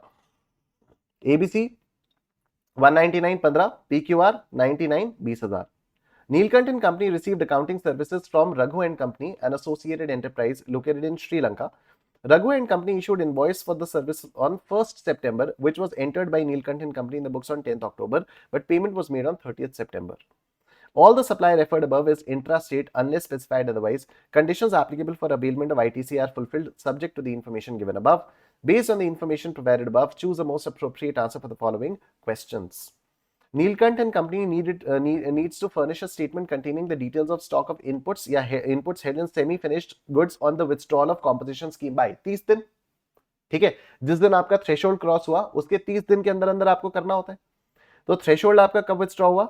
9th मई को. Threshold आपका कब cross हुआ? 9th मई को हुआ. तो 9th में मतलब 10th में से आप 30 दिन गिनना शुरू करोगे. ठीक है, तो मई में कितने दिन हो गए? 31 माइनस 9, ये हो गए 22. ठीक है, तो +10 करने होगा ना, सॉरी +8 करना होगा. तो 8th कौन से में है? 9th में है ना, तो 8th जून को आपको रिवर्स करना होगा. ठीक है, मतलब 8th जून तक आपको बताना होगा कि हमारे पास इतना इतना इनपुट है जिसका हम क्रेडिट लेना चाहते हैं. ठीक है, जब आप कॉम्पोजिशन स्कीम से नॉर्मल स्कीम में आते हो तो आपके पास जो भी आपके गुड्स हैं, inputs, semi finished, work in progress, capital goods वगैरह, उन सब की डिटेल्स आपको 30 दिन के अंदर अंदर प्रोवाइड करनी होती है. ठीक है, तो 9th मई को यहां पर थ्रेशोल्ड क्रॉस हुआ 1.5 करोड़ रुपीस का. थ्रेशोल्ड 9th मई को क्रॉस हुआ, तो 9th मई से 30 दिन, तो 10th मई से काउंट करना शुरू करेंगे. तो 31 माइनस 9 किया, 22 दिन मई के आ गए, और उसके बाद +8, तो तब जाकर 30 दिन पूरे होंगे. तो 8th June will be your answer. ठीक है, 8th June will be your answer. Option C will be your answer. Next देखो, in respect of goods sent on sale or return basis, Neelkanth and company shall issue the invoice by. Invoice कब तक issue कर देनी होती है? Invoice कब तक issue कर देनी होती है? इनवॉइस कर देनी होती है या तो आप बायर जब कंफर्म कर देगा तब, या तो गुड्स के रिमूवल के 6 महीने के अंदर अंदर. ठीक है, इनवॉइस की last date of issue of invoice यही है. ठीक है, अर्लियर ऑफ द फॉलोइंग, या तो बायर जब कंफर्म कर दे, मतलब एक्चुअल सप्लाई हो जाए, तब आप इनवॉइस इशू कर दो, या तो जब गुड्स रिमूव किए तो उसके 6 महीने के बाद, 6 महीने की डेट जब खत्म हो तब आप इशू कर दो. ठीक, तो sale of goods on approval और रिटर्न बेसिस कब हुआ है?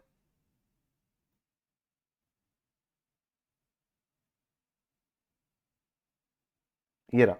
Neelkant and Company removed goods on 10th June for delivery to Chandra and Company on sale or return basis. Chandra and Company accepted the goods by its confirmation mailed 15th December. तो 10th जून से आप 6 महीने count करो, जुलाई, अगस्त, सितंबर, अक्टूबर, नवंबर, दिसंबर. 10th दिसंबर.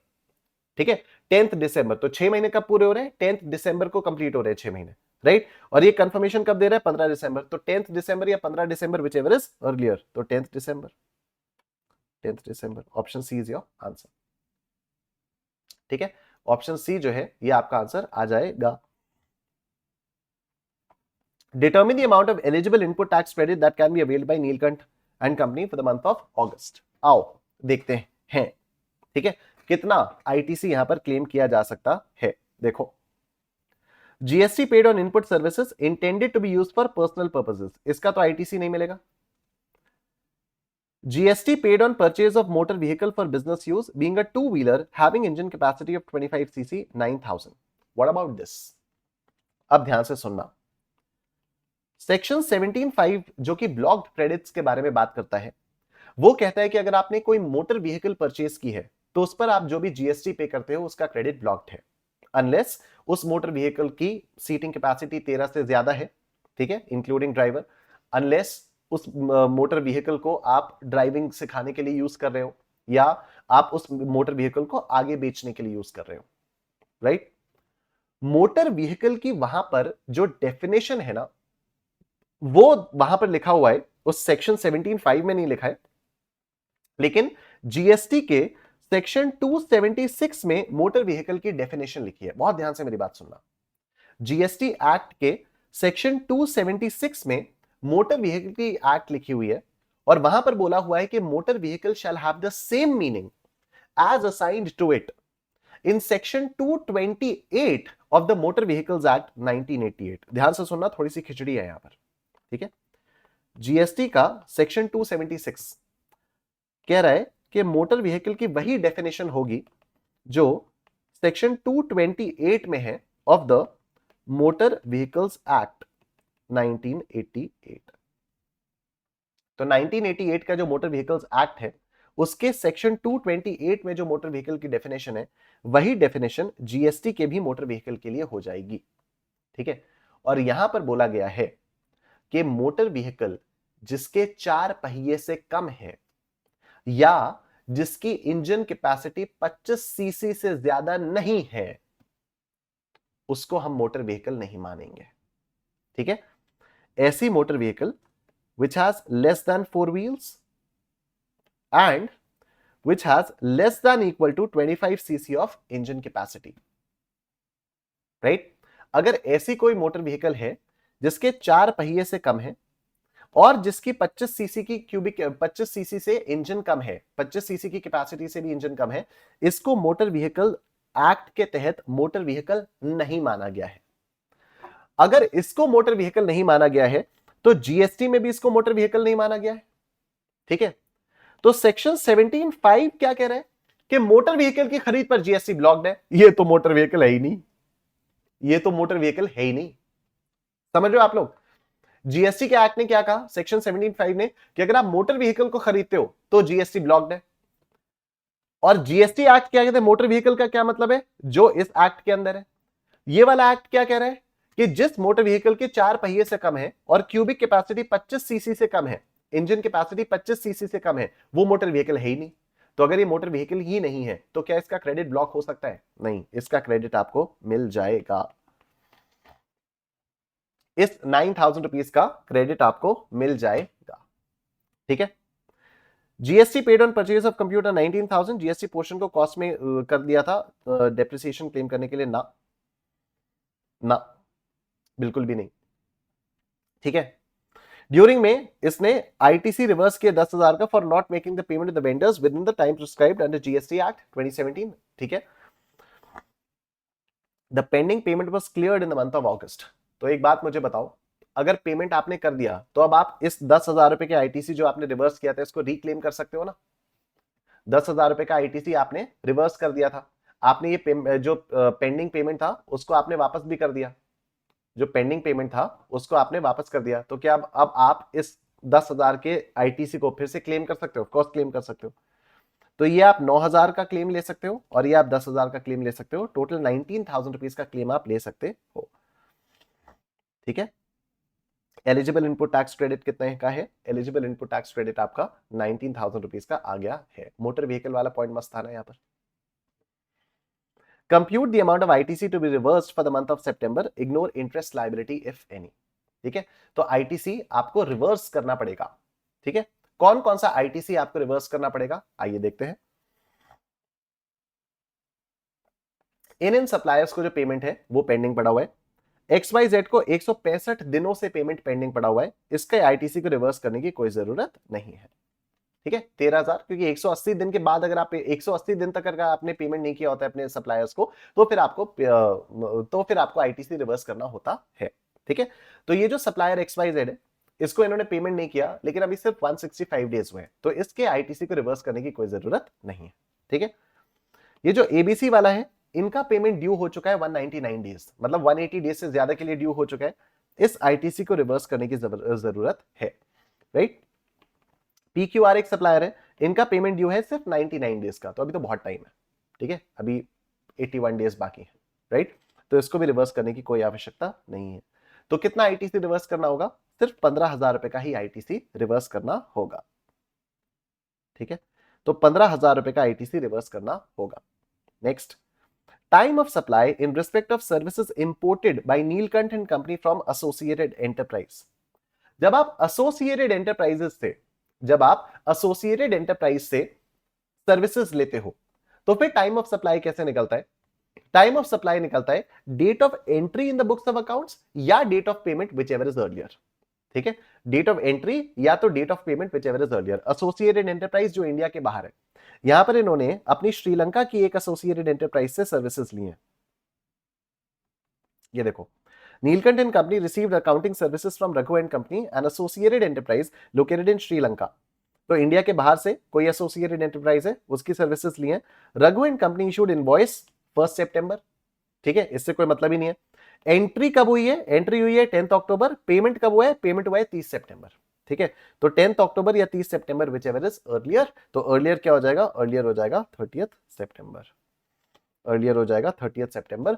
Option B is your answer. I am sure सबको समझ में आ रहा है। बोलो stand forever. Yes,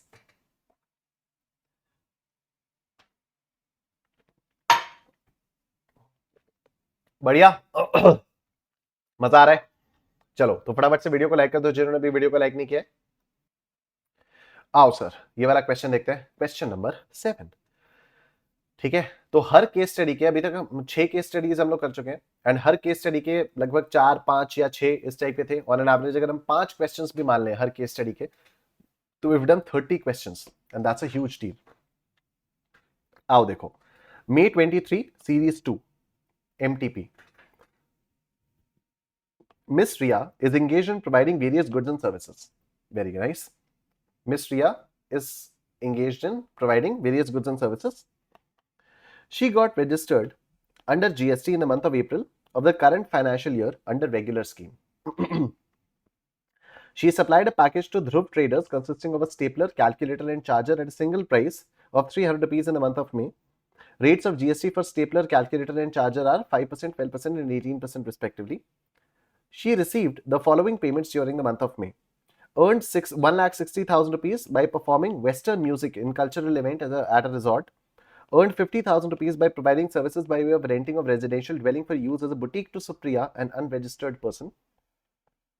Received 70,000 rupees by way of rent for letting off agro machinery. Miss Ria made a supply during June, details of which are as follows. Base price for the product before TCS under the Income Tax Act 45,000. Tax collected at source under the Income Tax Act 2,500. आप लोग देख रहे हो, ये exact same चीज अभी थोड़ी देर पहले भी हम लोगों ने की थी, राइट? तो ये है दूसरी केस स्टडी, लेकिन उसके अंदर ये वाला पोर्शन जोड़ दिया गया। She received a subsidy of 3,500 rupees from Green Foundation Private Limited for usage of green energy and the subsidy was linked to the units of energy and not of the aforesaid product. ठीक है, तो case study different है, लेकिन इस case study के अंदर एक ये वाला जो पॉइंट है, ये सेम पॉइंट जोड़ दिया गया। अभी थोड़ी देर पहले हम लोगों ने देखा था। Miss Ria provides the following information regarding receipt of inward supplies during July. Received invoice of goods having GST component of 30,000 rupees. Goods were delivered in 5 lots, out of which the first 3 lots were received in the current month. Purchased a car having GST component of 1,50,000 rupees for imparting training on driving such motor vehicles. Availed health insurance services for her employees and paid GST of 7,000 rupees thereon. Health insurance services being provided voluntarily by Miss Ria and not mandated by any law. All the amounts given above are exclusive of taxes wherever applicable. Further, all the supplies referred above are intra-state supplies unless specified otherwise. Conditions necessary for claiming input tax credit have been fulfilled subject to the information given above. The opening balance of input tax credit for the relevant tax period of Miss Ria is nil. Based on the facts of the case scenario given above, choose the most appropriate answer to the following questions. Supply of package made by Miss Ria to Dhruv Traders is a dash and is taxable at GST at dash. Okay. Dhruv Traders को क्या दिया भाई इन्होंने? She supplied a package to Dhruv Traders consisting of a stapler, calculator and charger at a single price of 300 rupees. Okay. तो ये तो mixed supply हो गई in the month of May. Rates of GST for stapler, calculator and charger are 5, 12 and 18 respectively. तो highest rate से taxability होगी। ठीक है, तो इन्होंने मिक्स्ड सप्लाई दी है, नॉट नेचुरली बंडल्ड, तो this is a mixed supply chargeable to tax at 18%। ठीक है, तो mixed supply chargeable tax at 18%, option B is your answer. ठीक है सर, ऑप्शन बी यहां पर आपका आंसर आ गया है। Out of the payments received by Miss Priya in the month of May, value of exempt supply is what? ठीक है, तो मंथ ऑफ मे में इनको कितना कितना मिला है? She receive the following payments during the month of May, alright. Exempt कितना है? Earned 1,60,000 rupees, earned 1,60,000 rupees by performing western music and cultural event at a resort. क्या ये एग्जेम्प्ट है? नहीं। पहली बात तो वेस्टर्न म्यूजिक है, क्लासिकल नहीं है, और दूसरी बात 1.5 लाख से ज्यादा है। ठीक है।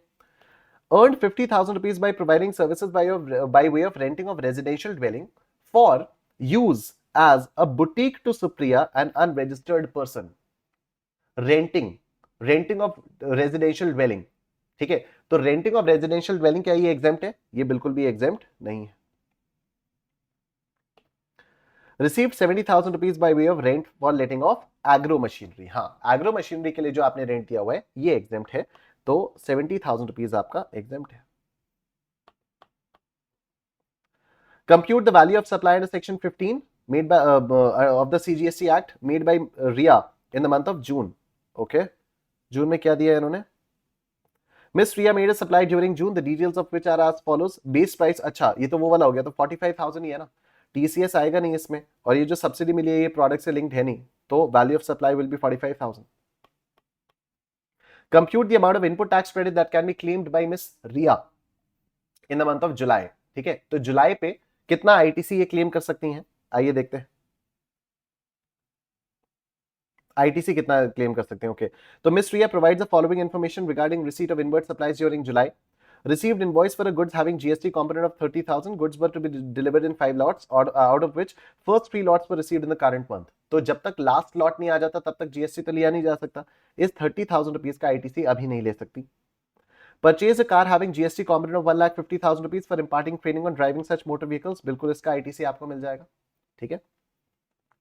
हेल्थ इंश्योरेंस सर्विसेज जो आपने ली है वो स्टैट्यूटरी रिक्वायरमेंट के अगेंस्ट नहीं थी, तो इसलिए इसका भी आपको कोई क्रेडिट नहीं मिलेगा, तो आपको 1,50,000 रुपए का क्रेडिट मिल जाएगा in the month of July. Option C is your answer. I am sure सबको समझ में आ गया। बोलो स्टैंड फॉरएवर, बोलो स्टैंड फॉरएवर।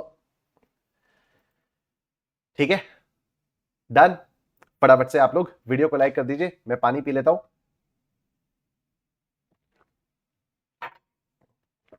आओ, May 23 की आरटीपी का सवाल ये करते हैं हम लोग। मानवता trust is a charitable trust registered under section 12AB of the Income Tax Act 1961। Okay, the trust is well known for its educational, charitable and religious activities। The trust became liable to registration under GST in the current financial year since it exceeded the threshold limit for registration and thus got itself registered in the state of Gujarat in the month of May। In the month of June, a multinational company, Dhruv Tara Limited, gifted 500 laptops worth 50 lakh rupees to the trust free of cost for the charitable purposes without any intention of seeking any business promotion from the same। Charitable activity हो गई, क्योंकि business promotion की कोई intention नहीं है तो consideration नहीं है। Manavta Trust distributed these laptops for free in the same month to the needy students for facilitating them in their higher studies। कितना अच्छा अच्छा सब कुछ चल रहा है। Manavta Trust owns a higher secondary school, Manavta Higher Secondary School in Gujarat। In the month of July, the trust availed security personnel services from Perfect Security Solutions, Gujarat, a proprietorship concern, for security of the school premises for a consideration of 2 lakh rupees। It also received legal consultancy services from Maya and Company, a firm of advocates, for the issues relating to the said school for 1,20,000 rupees in the same month। Manavta Trust furnished the following information regarding the expenses incurred by it in the month of August, all transactions being interstate। Services received and used for supplying taxable outward supplies, 3,50,000। Catering services received from students of Manavta Higher Secondary School, 2 lakh rupees। Buses purchased with seating capacity of 25%, including the driver, 10,50,000 rupees। Buses were delivered in the first week of September। Manavta Trust provided the following information in respect of the services provided by it during the month of August। It runs an old age home for senior citizens। Nominal monthly charges of 15,000 rupees for boarding, lodging and maintenance are charged from each member। Total number of members is 20। It rents out a community hall situated within the precincts of a temple managed by it on 15th of August for a religious function in the first half for 5,000 rupees and for an art exhibition in the second half for 6,000 rupees। It rents out rooms in the precincts of the said temple to the devotees for rent of 950 rupees per room per day. Total rent collected in August amounts to 35,000 rupees. All the figures given above are exclusive of taxes wherever applicable. Aggregate turnover of Manavta Trust for the preceding financial year was 15 lakh rupees. All the conditions necessary for availing the ITC were fulfilled subject to the information given. Manavta Trust intends to avail exemption from GST wherever applicable. Based on the information given above, choose the most appropriate answer to the following questions. Which of the following activities of Manavta Trust does not amount to supply under GST law? ठीक है, इनमें से कौन सा supply नहीं माना जाएगा? Free laptops distributed to the needy students, ये तो नहीं ही है. ठीक है. Boarding, lodging and maintenance of senior citizens by old age home run by trust, ये सप्लाई है पर एग्जेम्प्ट है. एग्जेम्प्ट क्यों है? क्योंकि ये कितना चार्ज कर रहे हैं? ये चार्ज कर रहे हैं 15,000 रुपए. ठीक है, 25,000 तक चार्ज कर सकते हो, एग्जेम्प्ट है. राइट, सप्लाई है. राइट, क्वेश्चन ने क्या पूछा है? Which of the following activities does not amount to supply, जो सप्लाई ही नहीं है.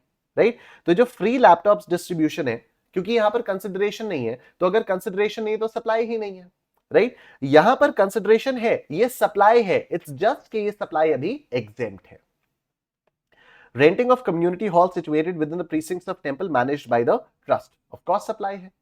ठीक है, कम्युनिटी हॉल की जो रेंटिंग है वो सप्लाई है. वो एग्जेम्प्ट तब हो जाती है अगर आप 10,000 रुपए पर डे का चार्ज लेते हो और रिलीजियस पर्पसेस के लिए आप इसको रेंट पर देते हो. ठीक है, तब एग्जेम्प्ट होती है, लेकिन सप्लाई तो है.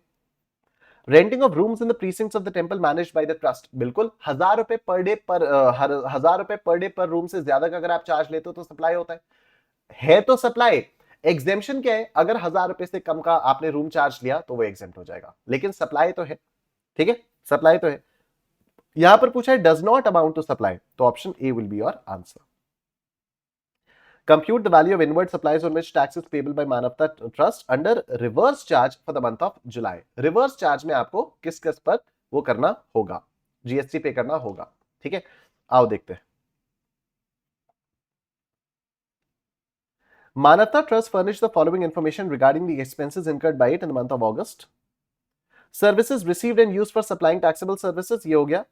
Catering services received for students of Manavta Higher School, 2 lakh रुपए. इस पर रिवर्स चार्ज में थोड़ी लगेगा, और वैसे भी केटरिंग सर्विसेज ये तो एग्जेम्प्ट ही है. Buses purchase with seating capacity, इस पर भी रिवर्स चार्ज नहीं लगेगा. कुछ और भी है क्या? कुछ और भी है क्या रिवर्स चार्ज वाली चीज? अच्छा, ये भी तो है. Manavta Trust owns a higher secondary school, Manavta Higher Secondary School in Gujarat. In the month of July, the trust availed security personnel services from Perfect Security Solutions. ठीक है, Perfect Security Solutions से security personnel services दी है. Security personnel services reverse charge में taxable होती हैं, लेकिन अगर आप स्कूल्स को सिक्योरिटी सर्विसेज प्रोवाइड करते हो तो ये एग्जेम्प्ट होती हैं. ठीक है, तो यहां पर मानवता ट्रस्ट का एक स्कूल है, मानवता हायर सेकेंडरी स्कूल. ये स्कूल ले रहा है सिक्योरिटी सर्विसेज, तो अगर सिक्योरिटी सर्विसेज स्कूल को दी जा रही हैं तो ये सर्विस तो एग्जेम्प्ट है. मैं अगर सिक्योरिटी सर्विसेज लूंगा, बिजनेस एंटिटी अगर सिक्योरिटी सर्विसेज लेगी तो रिवर्स चार्ज में टैक्सेबल होगी, लेकिन यहां पर सिक्योरिटी सर्विसेज कौन ले रहा है? स्कूल ले रहा है. तो स्कूल अगर सिक्योरिटी सर्विसेज लेता है तो इस पर जीएसटी लगता ही नहीं, एग्जेम्प्ट है. ओके, तो कोई रिवर्स चार्ज नहीं आएगा. ये हो गया. It also received legal consultancy services from Maya and Company, a firm of advocates for issues relating to the said school, for 1,20,000 rupees in the same month. Legal services जो ली जाती हैं उस पर भी रिवर्स चार्ज लगता है, लेकिन ये टैक्सेबल जो रजिस्टर्ड बिजनेस एंटिटीज होती हैं, जो रजिस्टर्ड बिजनेस एंटिटीज होती हैं उनके लिए होता है. ठीक है, जो रजिस्टर्ड बिजनेस एंटिटीज होती हैं ये उनके लिए होता है. राइट, ये एजुकेशनल इंस्टीट्यूशन को दिया जा रहा है. क्या एजुकेशनल इंस्टीट्यूशन एक बिजनेस एंटिटी है? नहीं, ये तो वैसे भी चैरिटेबल है. ठीक है, तो ये चैरिटेबल ट्रस्ट है, चैरिटेबल स्कूल है, एजुकेशनल इंस्टीट्यूशन है. एजुकेशनल इंस्टीट्यूशन को अगर लीगल सर्विसेज मिल रही हैं तो ये कंप्लीटली आपकी एग्जेम्प्ट हो जाती है. ठीक है, ये कंप्लीटली आपकी एग्जेम्प्ट हो जाती है. राइट, तो रिवर्स चार्ज में कुछ भी नहीं देना इनको, नील हो जाएगा इसका आंसर. ठीक. Compute the value of exempt supply made by Manavta Trust for the month of August. Manavta Trust ने exempt supplies कौन कौन सी दी हैं ये हम लोगों को चेक करना होगा. आओ देखो, exempt supply ये तो expenses है. आउटवर्ड सप्लाईज का है, ये रही. Provided the following information in respect of the services provided by during the month of August. ये 15,000 रुपए जो चार्ज किया जा रहा है ये कंप्लीटली एग्जेम्प्ट है, तो 15,000 रुपीज इंटू 20 ये एग्जेम्प्ट है, 3 लाख रुपए एग्जेम्प्ट हो गया। It rents out a community hall situated, 15 अगस्त को इसने दिया। फर्स्ट हाफ में रिलीजियस फंक्शन आया, 5,000 रुपए चार्ज किया, और सेकेंड हाफ में आर्ट एग्जीबिशन आया, उसमें 6,000 चार्ज किया। देखो एग्जेम्पशन के लिए ना एकदम क्लियर रूल है कि आपको रिलीजियस एक्टिविटी के लिए करना चाहिए और एक दिन में 10,000 से ज्यादा का चार्ज नहीं होना चाहिए। यहां आपका आधे दिन रिलीजियस एक्टिविटी और आधे दिन वो सब हो रहा है, और एक दिन का चार्ज आपका 10,000 को क्रॉस भी कर रहा है, ये कहीं से भी एग्जेम्प्ट नहीं होगा। ठीक है, किसी के मन में आ सकता है कि सर लेकिन आधे दिन के लिए तो 5,000 रुपए ही लिया गया है रिलीजियस एक्टिविटी के लिए, तो उसका 5,000 एग्जेम्प्ट कर दो। नहीं, ठीक है, लॉ इज एकदम क्लियर, एक दिन का 10,000 से ज्यादा का किराया नहीं होना चाहिए, और जो भी रेंटिंग आउट है वो रिलीजियस पर्पस के लिए ही रेंटिंग आउट होनी चाहिए। ठीक है, तो यहां पर आधे दिन के लिए रिलीजियस और आधे दिन के लिए, और आप ये बोल दो कि नहीं आधे दिन के लिए तो हम 5,000 रुपए ले रहे हैं, ये सब नहीं चलेगा। It rents out the rooms in the precincts of the said temple to the devotees for a rent of 950 rupees per room per day. Total rent collected is 35,000. ये भी exempt है। ठीक है, तो 35,000 रुपीज और आपका exempt हो जाएगा।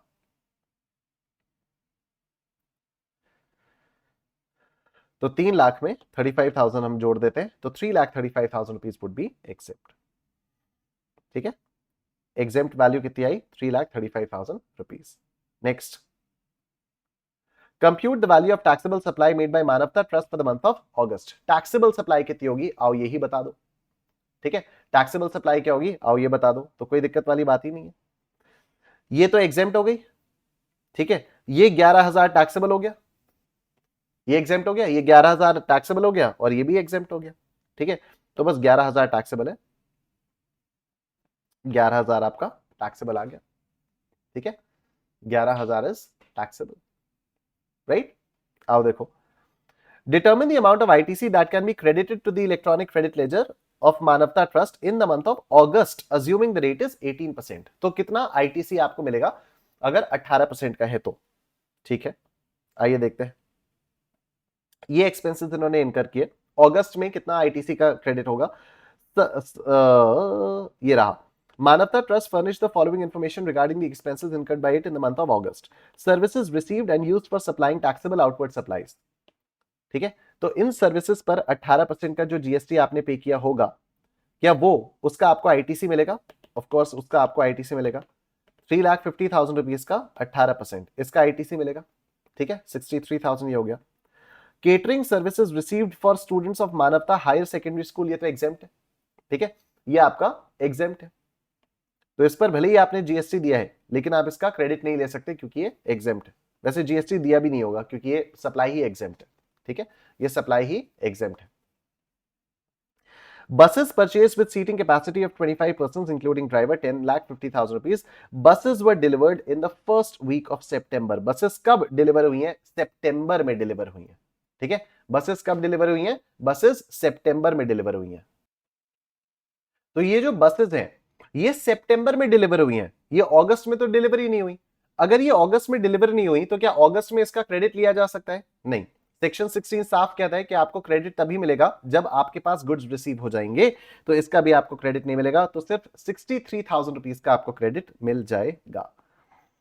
ठीक है, अगस्त के महीने में आपको 63,000 रुपीज का क्रेडिट मिल जाएगा। आई एम श्योर सबको समझ में आ गया। बोलो निश्चय फॉरएवर, बोलो निश्चय फॉरएवर।